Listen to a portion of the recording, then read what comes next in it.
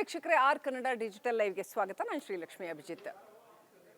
PUC ವಿದ್ಯಾರ್ಥಿಗಳು ಪರೀಕ್ಷೆ ಬರೆಯೋದಕ್ಕೆ ರೆಡಿಯಾಗಿದ್ದಾರೆ. ಇವತ್ತಿನಿಂದ ಬರಿತಾ ಇದ್ದಾರೆ. ಮಾರ್ಚ್ 27ರವರೆಗೂ ಕೂಡ ಅವರ ಪರೀಕ್ಷೆಗಳಿರುತ್ತೆ. ಪರೀಕ್ಷೆಯಲ್ಲಿ ನಾವು 100% ಸಾಫಲ್ಯತೆಯನ್ನು ಪಡೆಯೋದು ಹೇಗೆ ಅನ್ನೋದ್ರ ಕುರಿತಾಗಿ ನನ್ನ ಕಿರಿಯ ಸ್ನೇಹಿತರಿಗೆ ಒಂದಷ್ಟು ಟಿಪ್ಸ್ ಕೊಡೋದಕ್ಕೆ ಬಯಸ್ತೀನಿ. ಮೊದಲನೇದಾಗಿ ಇದು 27ನೇ ತಾರೀಕುವರೆಗೂ ಇರೋದ್ರಿಂದ ಸಾಕಷ್ಟು ಸಮಯಾವಕಾಶ ಇದೆ. ಆಲ್ರೆಡಿ ಓದಿರೋ ಸಬ್ಜೆಕ್ಟ್ಗಳನ್ನ ಚೆನ್ನಾಗಿ ರಿವೈಂಡ್ ಮಾಡ್ಕೊಳ್ಳೋಕ್ಕೆ, ರಿವಿಷನ್ ಮಾಡ್ಕೊಳ್ಳೋಕ್ಕೆ ಬೇಕಾದಷ್ಟು ಸಮಯ ಇದೆ. ಒಂದು ವಿಷಯ ಏನಂತಂದ್ರೆ, ಇಲ್ಲಿ ಸಮಯ ಪೋಲು ಮಾಡ್ದಂಗೆ, ಈ ಮರಳಿರುತ್ತಲ್ಲ, ಕೈಯಲ್ಲಿ ಹಿಡಿದಿರೋ ಮರಳು ಹೇಗೆ ಸೋರು ಹೋಗುತ್ತಲ್ಲ, ಹಾಗೆ ಅನ್ನೋಯಿಂಗ್ಲಿ ಸಮಯ ಸೋರು ಹೋಗುತ್ತೆ. ಚಿಕ್ಕ ಒಂದೊಂದು 5 ನಿಮಿಷದಲ್ಲೇ ಸಮಯ ಸೋರು ಹೋಗುತ್ತೆ. ಸೊ ಆ ಸಮಯನ ಒಟ್ಟುಗೂಡಿಸಿ, ಹನಿ ಗೂಡಿದ್ರೆ ಹಳ್ಳ ಅನ್ನೋ ಹಾಗೆ ಆ ಚಿಕ್ಕ ಸಮಯನೂ ಒಟ್ಟುಗೂಡಿಸಿ ಫೋಕಸ್ಡ್ ಆಗಿ ವರ್ಕ್ ಮಾಡೋದು ಈ ಸಮಯದಲ್ಲಿ ಬಹಳ ಮುಖ್ಯ.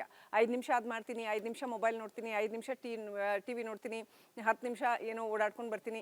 ಹೀಗೆ ಮಾಡೋದ್ರಲ್ಲೇ ಸಮಯ ಕಳೆದು ಹೋಗ್ಬಿಡತ್ತೆ. ಈ ಸಮಯ ಅತ್ಯಂತ ಅಮೂಲ್ಯವಾದ ಸಮಯ ಆಗಿರೋದ್ರಿಂದ ಇದನ್ನು ಒಗ್ಗೂಡಿಸ್ಕೊಂಡು ನೀವು ಫೋಕಸ್ಡ್ ಎಫರ್ಟ್ ಹಾಕಿದ್ರೆ, ಈಗ ಶುರು ಮಾಡಿ ನೀವು ರಿವಿಷನ್ ಸ್ಟಾರ್ಟ್ ಮಾಡಿದ್ರೂ ತುಂಬ ಒಳ್ಳೆ ಪರ್ಫಾರ್ಮೆನ್ಸ್ ಕೊಡ್ಬೋದು ನೀವು ಎಕ್ಸಾಮಲ್ಲಿ ಅಂತ. ಆಮೇಲೆ ಅನೇಕ ಮಕ್ಕಳು ಕೆಲವೊಂದು ಸಾವಾಗಿರೋದು ಕೂಡ ನಾವು ಕೇಳಿದ್ದೀವಿ. ಆಂಗ್ಸೈಟಿ ಇರುತ್ತೆ ಮಕ್ಕಳಲ್ಲಿ, ಆಗುತ್ತಾ ಇಲ್ವಾ, ನಾನು ಬರಿತೀನಾ ಇಲ್ವಾ ಅನ್ನೋವಂಥದ್ದು. ಆಮೇಲೆ ಎಷ್ಟೊಂದು ಮಕ್ಕಳು ಪರೀಕ್ಷೆಗೆ ಹೆದರಿ ಹಾಸ್ಟೆಲ್ ಬಿಟ್ಟು ಓಡೋಗಿರೋ ಅಂಥ ಘಟನೆನೆಲ್ಲ ಕೇಳ್ತಾ ಇದ್ದೀವಿ. ಆಮೇಲೆ ಪರೀಕ್ಷೆ ಬರೆದ ನಂತರದಲ್ಲಿ ಪಾಸ್ ಆಗ್ತೀನೋ ಇಲ್ವೋ, ಅಥವಾ ನಾನು ನಿರೀಕ್ಷೆ ಮಾಡಿದಷ್ಟು ಅಂಕ ಬರುತ್ತೋ ಇಲ್ವೋ ಅಂತ ಒಂದಷ್ಟು ಜನ ಟೆನ್ಷನ್ ಮಾಡ್ಕೊಳ್ಳೋದು. ಆಮೇಲೆ ಕೆಲವರು 90+ ಬಂದರೂ ಕೂಡ, 90% ಆ್ಯಂಡ್ ಅಬೋವ್ ಬಂದರೂ ಕೂಡ, ಇಲ್ಲ ನನಗೆ ಇನ್ನೂ 4% ಜಾಸ್ತಿ ಬರಬೇಕಾಗಿತ್ತು, ನನಗೆ ಈ ಸಬ್ಜೆಕ್ಟಲ್ಲಿ ಔಟ್ ಆಫ್ ಔಟ್ ಬರಬೇಕಾಗಿತ್ತು, ಆ ಸಬ್ಜೆಕ್ಟಲ್ಲಿ ಔಟ್ ಆಫ್ ಔಟ್ ಬರಬೇಕಾಗಿತ್ತು ಅಂತ ಎಲ್ಲ ಹೇಳ್ಬಿಟ್ಟು ಆತ್ಮಹತ್ಯೆ ಮಾಡ್ಕೊಳ್ಳುವಂಥದ್ದು, ಕೆಟ್ಟ ನಿರ್ಧಾರಗಳು ತಗೊಳ್ಳುವಂಥದ್ದು, ಬೇಸರ ಮಾಡ್ಕೊಳ್ಳುವಂಥದ್ದು, ಇವೆಲ್ಲ ನೋಡ್ತಾ ಇದ್ದೀವಿ ನಾವು ಸಮಾಜದಲ್ಲಿ. ಸ್ನೇಹಿತರೆ, ನೀವು ಪ್ರಧಾನಿ ಮೋದಿಯವರು ಪರೀಕ್ಷೆ ಬಗ್ಗೆ, ಪರೀಕ್ಷಾ ಪೇ ಚರ್ಚಾ ಮಾತನಾಡಿದ್ದು ಕೇಳಿರಬಹುದು.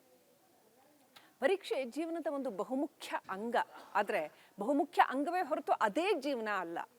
ಸೊ ಪರೀಕ್ಷೆನಲ್ಲಿ ಫೇಲ್ ಆಗಿರೋರು ಕೂಡ ಮುಂದೆ ಜೀವನದಲ್ಲಿ ಅತ್ಯುತ್ತಮವಾಗಿ ಸಾಧನೆ ಮಾಡಿರೋವಂಥವ್ರು ಬೇಕಾದಷ್ಟು ಜನ ಇದ್ದಾರೆ. ಇದು ಶೈಕ್ಷಣಿಕ ಪರೀಕ್ಷೆಯೇ ಹೊರತು ಜೀವನದ ಪರೀಕ್ಷೆ ಅಲ್ಲ. ಹಾಗಾಗಿ ಇದನ್ನು ಗಂಭೀರವಾಗಿ ತಗೊಳ್ಳಿ.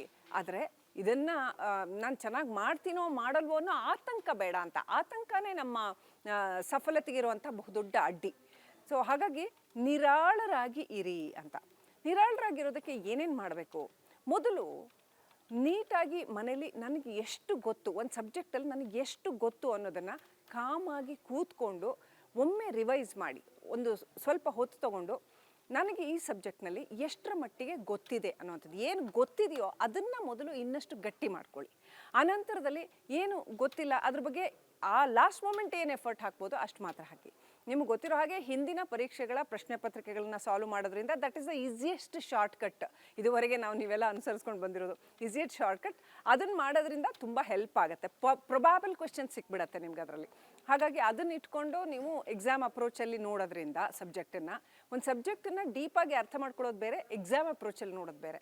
ಸೊ ನೀವು ಎಕ್ಸಾಮ್ ಅಪ್ರೋಚಲ್ಲಿ ನೋಡೋದು ಈಗ ಬೇಕಿರೋದು, ಪರೀಕ್ಷೆ ಸಮಯದಲ್ಲಿ ಬೇಕಿರೋದು ಎಕ್ಸಾಮ್ ಅಪ್ರೋಚಲ್ಲಿ ನಾನು ಇದಕ್ಕೆ ಯಾವ್ಯಾವ ಪ್ರಶ್ನೆ ಬರ್ಬೋದು, ಅದಕ್ಕೆ ಏನೇನು ಉತ್ತರ. ಸೊ ಯಾವುದೂ ಕೂಡ ಭಾಳ ದೊಡ್ಡ ಕಬ್ಬಿಣದ ಕಡಲೆ ಅಲ್ಲ. ಇವತ್ತು ನಿಮಗೆ ಇಷ್ಟೊಂದು ಕಷ್ಟ ಅಲ್ಲ ಈ ಸಬ್ಜೆಕ್ಟು ಅಂತ ಕಾಣುವಂಥ ಒಂದು ಸಬ್ಜೆಕ್ಟು, ನಾಳೆ ನಿಮ್ಮ ಜೀವನದಲ್ಲಿ ಮುಂದೆ ಅಯ್ಯೋ ಇಷ್ಟಕ್ಕೆಲ್ಲ ನಾನು ಹೆದರ್ಕೊಂಡಿದ್ನ, ಏನು ದೊಡ್ಡ ವಿಷಯ ಇದು ಅಂತ ಅನ್ನಿಸ್ಬೋದು. ಸುಮ್ಮನೆ ಆರಾಮಾಗಿ ಕೂತ್ಕೊಂಡು ಓದಿದಿದ್ರೆ ಆರಾಮ್ಸೆ ಪಾಸ್ ಮಾಡಿಬಿಡ್ಬೋದಾಗಿತ್ತಲ್ಲ ಅಂತ ಅನ್ನಿಸ್ಬೋದು. ಹಾಗೆ ಯಾವುದು ಕೂಡ ಅಂಥ ಕಬ್ಬಿಣದ ಕಡಲೆ ಇರೋದಿಲ್ಲ. ನಿಮ್ಮ ಪ್ರಯತ್ನ ಎಷ್ಟು 100ಕ್ಕೆ 100 ಹಾಕಬೇಕೋ ಅಷ್ಟು ಹಾಕಿಬಿಡಿ. 100% ನಿಮ್ಮ ಪ್ರಯತ್ನದಲ್ಲಿ ಎಲ್ಲೂ ಕೂಡ ಕೊರತೆ ಇಲ್ಲದೆ ಇರಲಿ. 100ಕ್ಕೆ 100 ಪ್ರಯತ್ನ ಹಾಕಿ, ಖುಷಿಯಾಗಿ ಹಾಕಿ. ಒಂದು ದೊಡ್ಡ ಹೊರೆ ಇದು, ಒಂದು ದೊಡ್ಡ ಬರ್ಡನ್ ಇದು ಅಂತ ಅಂದ್ಕೊಂಡು ನೀವು ಪ್ರಯತ್ನ ಹಾಕೋಕ್ಕೆ ಹೋದರೆ ಅಲ್ಲಿ ನೆಗೆಟಿವಿಟಿ ಕೆಲಸ ಮಾಡುತ್ತೆ, ಪ್ರೆಷರ್ ಆಗುತ್ತೆ, ಸ್ಟ್ರೆಸ್ ಕ್ರಿಯೇಟ್ ಆಗುತ್ತೆ. ಒಂದು ಆಟದ ಥರ ಮಾಡಿ ಅದನ್ನು.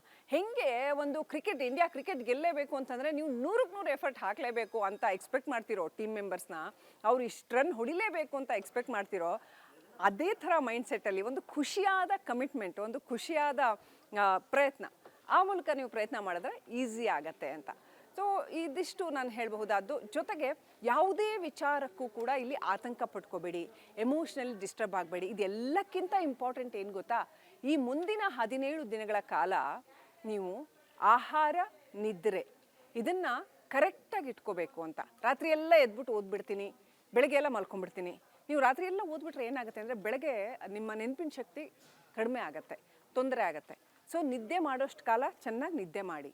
ಸಾಧ್ಯ ಆದರೆ ಬೆಳಗ್ಗೆ ಮುಂಚೆ 3:30-4 ಗಂಟೆಗೆ ಎದ್ದು ಓದೋದಕ್ಕೆ ಪ್ರಯತ್ನ ಮಾಡಿ. ಆ ಸಮಯ ಇದೆಯಲ್ಲ, ಆ ಸಮಯ ನಿಮ್ಮನ್ನು ಮಲಗಿಸೋದಿಲ್ಲ, ಜಾಗೃತರನ್ನಾಗಿಸುತ್ತೆ. ಮತ್ತು ಆ ಸಮಯದಲ್ಲಿ ಓದಿರೋದು ಚೆನ್ನಾಗಿ ನೆನಪಿರುತ್ತೆ. ಮತ್ತು ಆ ಸಮಯದಲ್ಲಿ ನೀವು ನಿದ್ದೆ ಬಿಟ್ಟರೆ ಆರೋಗ್ಯ ಹಾಳಾಗಲ್ಲ. ಅದೇ ನೀವು 10 ಗಂಟೆ, 11 ಗಂಟೆ, 12 ಗಂಟೆ, 1 ಗಂಟೆ ಆವಾಗೆಲ್ಲ ನಿದ್ದೆ ಬಿಟ್ಟರೆ ಆರೋಗ್ಯ ಹಾಳಾಗುತ್ತೆ. ಬಟ್ ಬೆಳಗ್ಗೆ ಮುಂಚೆ ನಿದ್ದೆ ಬಿಟ್ಟರೆ ಖಂಡಿತವಾಗ್ಲೂ ಆರೋಗ್ಯ ಹಾಳಾಗಲ್ಲ. ಸೊ ಬೆಳಗ್ಗೆ ಬೇಗ ಹೇಳಿ, ಖುಷಿಯಾಗಿ ಹೇಳಿ. ನಾನು ಎದ್ದ ತಕ್ಷಣ ಒಂದು ಅಫರ್ಮೇಷನ್ ಕೊಡಿ ಮೈಂಡ್ಗೆ. ಮೈಂಡು ಹೆಂಗೆ ವರ್ಕ್ ಆಗುತ್ತೆ ಗೊತ್ತಾ? ಅಫರ್ಮೇಷನ್ಸ್ ಮೇಲೆ ವರ್ಕ್ ಆಗುತ್ತೆ. ನಮಗೆ ನಾವು ಏನು ಹೇಳ್ಕೊಳ್ತೀವೋ ಅದ್ರ ಮೇಲೆ ವರ್ಕ್ ಆಗುತ್ತೆ. ನಾನು ಈ ಸಬ್ಜೆಕ್ಟಲ್ಲಿ ಚೆನ್ನಾಗಿ ಬರಿತೀನಿ, ನನಗೆ ಈ ಸಬ್ಜೆಕ್ಟಲ್ಲಿ ಬೇಕಾದಷ್ಟು ವಿಷಯ ಗೊತ್ತಿದೆ, ನಾನು ಇಡೀ ವರ್ಷ ತರಗತಿ ಅಟೆಂಡ್ ಮಾಡಿದ್ದೀನಿ. ಸೊ ಈ ಅಫರ್ಮೇಷನನ್ನು ಕೊಡಿ. ನನಗೇನು ಗೊತ್ತೋ ಅದನ್ನು ನಾನು ನೀಟಾಗಿ ಬರಿತೀನಿ. ಮತ್ತು ಅಲ್ಲಿ ಬರೋ ಎಲ್ಲ ಪ್ರಶ್ನೆಗಳಿಗೆ ನನಗೆ ಆಲ್ಮೋಸ್ಟ್ ಉತ್ತರ ಗೊತ್ತಿದೆ. ಈ ಒಂದು ಅಫರ್ಮೇಷನನ್ನು ನಿಮಗೆ ನೀವು ಕೊಟ್ಕೊಳ್ಳಿ. ಕಾನ್ಫಿಡೆನ್ಸ್ನ ನಿಮಗೆ ನೀವೇ ಕೊಟ್ಕೋಬೇಕೇ ಹೊರತು ಬೇರೆ ಯಾರು ಹೊರಗಡೆಯಿಂದ ಕೊಡೋದು ನಮಗೆ ನಿಜವಾದ ಆತ್ಮವಿಶ್ವಾಸನ ತುಂಬೋದಿಲ್ಲ. ಸೊ ಈ ಅಫರ್ಮೇಷನ್ ಮುಖಾಂತರ ನಿಮ್ಮ ಸ್ಟಡಿನ ಶುರು ಮಾಡಿ. ಅಕಸ್ಮಾತ್ ಏನೋ ಗೊತ್ತಿಲ್ಲ ಅಂದರೆ ಈಗ ತಿಳ್ಕೊತೀನಿ ಅದನ್ನು. ಈಗ ಸಮಯ ಇದೆ ಅಲ್ವಾ, ಆ ಇರೋ ಸಮಯದಲ್ಲಿ ಅತ್ಯುತ್ತಮ ಸದುಪಯೋಗ ಮಾಡ್ಕೊಳ್ಳಿ ಸಮಯದ್ದು ಅಂತ. ಬೆಳಗ್ಗೆ ಮುಂಚೆ ಓದಿ, ನಿದ್ರೆ ಕರೆಕ್ಟಾಗಿ ಮಾಡಿ, ಆರೋಗ್ಯ ಕರೆಕ್ಟಾಗಿ ಇಟ್ಕೋಬೇಕು ಅಂತಂದರೆ ಆಹಾರ ಕರೆಕ್ಟಾಗಿರಬೇಕು. ಹೊರಗಡೆ ತಿಂಡಿ ತಿನಿಸು ಬೇಡ. ಮತ್ತು ಐಸ್ ಕ್ರೀಮ್ ಇರ್ಬೋದು, ಬೇಸಿಗೆ ಆರಂಭ ಆಗುತ್ತೆ, ನೀವು ಖುಷಿಗೆ ಅಂತನೋ ಮತ್ತಿನ್ನೇನಕ್ಕೋ ಅಂತನೋ ಐಸ್ ಕ್ರೀಮ್ ಆ ಥರ ತಿಂದರೆ ಗಂಟ್ಲು ಕಟ್ಕೊಳ್ಳೋದು, ಶೀತ ಆಗೋದು ಇಂಥ ಚಾನ್ಸಸ್ ಇರುತ್ತೆ. ತುಂಬ ಕೇರ್ಫುಲ್ಲಾಗಿ ಆ ಆಹಾರನ ತಗೊಳ್ಳಿ. ಆಮೇಲೆ ತುಂಬ ಕರಿದ ತಿಂಡಿ ತಿನಿಸುಗಳನ್ನ ತಿಂದರೆ ಜಾಡ್ಯ ಉಂಟಾಗುತ್ತೆ. ತುಂಬ ಹೆಚ್ಚು ಊಟ ಮಾಡಿದ್ರೂ ಜಾಡ್ಯ ಉಂಟಾಗುತ್ತೆ. ಎದ್ದು ಕೂತ್ಕೊಂಡು ಅಲರ್ಟಾಗಿದ್ದು ಓದೋಕ್ಕಾಗಲ್ಲ. ನಿಮ್ಗೆ ಇವಾಗ ಬೇಕಾಗಿರೋದು ಅಲರ್ಟ್ನೆಸ್. ಸೊ ಅಲರ್ಟಾಗಿರಬೇಕು ಅಂದರೆ ಏನು ಆಹಾರ ಬೇಕು? ಲಘುವಾದ ಆಹಾರ, ಹಣ್ಣುಗಳು, ತರಕಾರಿಗಳು, ಜ್ಯೂಸು ಇಂಥದ್ದು ತಗೊಳ್ಳಿ. ಲಘುವಾಗಿರ್ತೀರ. ದೇಹನ ಆದಷ್ಟು ಲಘುವಾಗಿ ಇಟ್ಕೊಳ್ಳಿ, ಮನಸ್ಸನ್ನ ಆದಷ್ಟು ಖುಷಿಯಾಗಿ ಇಟ್ಕೊಳ್ಳಿ, ಪಾಸಿಟಿವ್ ಆಗಿ ಇಟ್ಕೊಳ್ಳಿ. ಲೈಫಲ್ಲಿ ಗೆಲುವು ಸಿಕ್ಕೋದೇ ಸ್ನೇಹಿತರೆ ಪಾಸಿಟಿವ್ ಥಿಂಕಿಂಗಿಂದ. ಎಂಥ ನೆಗೆಟಿವ್ ಸನ್ನಿವೇಶದಲ್ಲೂ ಕೂಡ ನೀವು ಪಾಸಿಟಿವ್ ಥಿಂಕಿಂಗ್ ಮಾಡಿದ್ರೆ ಖಂಡಿತವಾಗ್ಲೂ ನಿಮಗೆ ಗೆಲುವು ಸಿಕ್ಕೇ ಸಿಗುತ್ತೆ. ಇದು ಶತಸಿದ್ಧ. ಸೊ ಕಾನ್ಫಿಡೆನ್ಸ್ ಇಟ್ಕೊಳ್ಳಿ, ನಿಮ್ಮಲ್ಲಿ ನೀವು ಭರವಸೆ ಇಟ್ಕೊಳ್ಳಿ. ಒಂದು ಒಳ್ಳೆಯ ಆಟದ ರೀತಿ, ಒಂದು ಒಳ್ಳೆಯ ಪರ್ಫಾರ್ಮೆನ್ಸ್ ರೀತಿ ಈ ಪರೀಕ್ಷೆನ ಫೇಸ್ ಮಾಡಿ. ಒಳ್ಳೆಯದಾಗಲಿ. All the best to you all ಅಂತ ಹೇಳ್ತಾ ನನ್ನ ಮಾತನ್ನು ಮುಗಿಸ್ತಾ ಇದ್ದೀನಿ. ನೋಡ್ತಾ ಇರಿ ರಿಪಬ್ಲಿಕ್ ಕನ್ನಡ. ಇದು ನಿಮ್ಮ ಧ್ವನಿ.